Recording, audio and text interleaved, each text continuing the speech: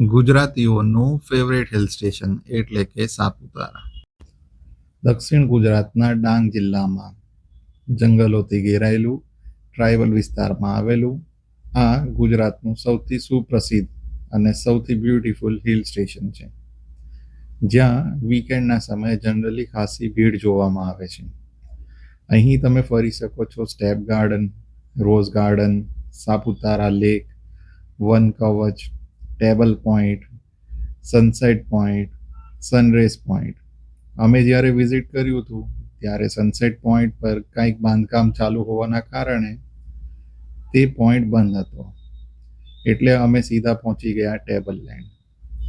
Table land પર તમે જોઈ શકો છો કે રોપવેની ટિકિટ વારી છે, જ્યાંથી તમે રોપવે માટે વિઝિટ કરી શકો છો. બપોરે 1 થી 2 કલાક માટે લંચ સમય હોવાના કારણે તેઓ રોપવે બંધ કરે છે.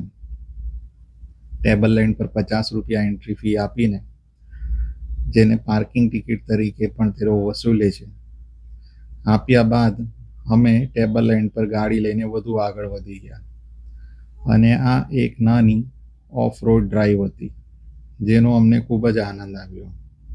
ટેબલ લેન્ડના અંતિમ છેડ સુધી આપણે ત્યાં પહોંચી ગયા.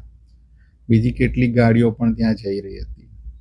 ટેબલ લેન્ડ પર લોકો ઘોડેસવારી કરી રહ્યા હતા, સેગવે રાઈડ કરી રહ્યા હતા, સાયકલ ચલાવી રહ્યા હતા, તેમજ એટીવી અને નાની ગિયરલેસ સ્કૂટર્સ પણ ચલાવી રહ્યા હતા. નાની ઓફ ડ્રાઈવ રોડનો મજા લઈને ઝીપ લાઇનની નજીકથી પસાર થઈ અમે ટેબલ લેન્ડના એકદમ છેડા સુધી પહોંચી ગયા, જ્યાં લોકો પિકનિક કરી રહ્યા હતા, ડાન્સ કરી રહ્યા હતા, ગરબા ખેલી રહ્યા હતા.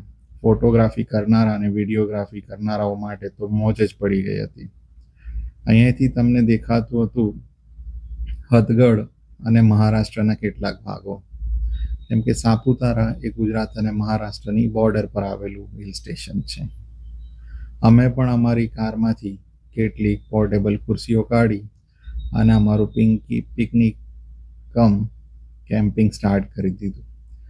ઘરેથી લાવેલી પાઉંભાજીનો આનંદ લીધા બાદ અમે અહીં બીજા કેટલાક ક્ષેત્રોની મજા લીધી હતી, જેમાં અમે નોનવેજ ફૂડ માટે વિજયભાઈ રેસ્ટોરન્ટ વિઝિટ કર્યું હતું અને એનો સ્વાદ ખૂબ જ મજેદાર હતો. સાંજે વેજ ફૂડ માટે અમે વેજ રેસ્ટોરન્ટ સુગર એન્ડ સ્પાઇસમાં ગયા હતા. અહીંથી ફર્યા બાદ અમે પહોંચ્યા હતા સનરેઝ પોઈન્ટ. સનરેઝ પોઈન્ટની બાજુમાં આવેલી એક પહાડી ચોટી પર અમે ટ્રેકિંગ શરૂ કરી દીધું હતું. પરંતુ ત્યાં પહોંચીએ તે પહેલાં એક પેરાગ્લાઇડિંગનું પણ સેટઅપ અમે જોયું, જ્યાંથી લોકો પેરાગ્લાઇડિંગ કરી રહ્યા હતા. પેરાગ્લાઇડિંગ માટે અમે એક અલગ વિડીયો બનાવીને આ ચેનલ પર અપલોડ કરીશું. સાપુતારા ઉનાળામાં પણ ઠંડક આપે એવું એક જ ખૂબ સરસ હિલ સ્ટેશન છે. જ્યારે ટ્રેકિંગ કર્યા બાદ અમે એક પહાડની ચોટી ઉપર પહોંચ્યા, ત્યાંથી મહારાષ્ટ્રના કેટલાક ગામડાઓ, ડેમ્સ અને ડેમ્સના કારણે ક્રિએટ થયેલા સરોવરો પણ જોઈ શકીએ છીએ. સાપુતારામાં સાથે અમે વિઝિટ કર્યું હતું વાંસદા નેશનલ પાર્ક અને વઘઈ ગાર્ડન અને ગીરા ફોલ.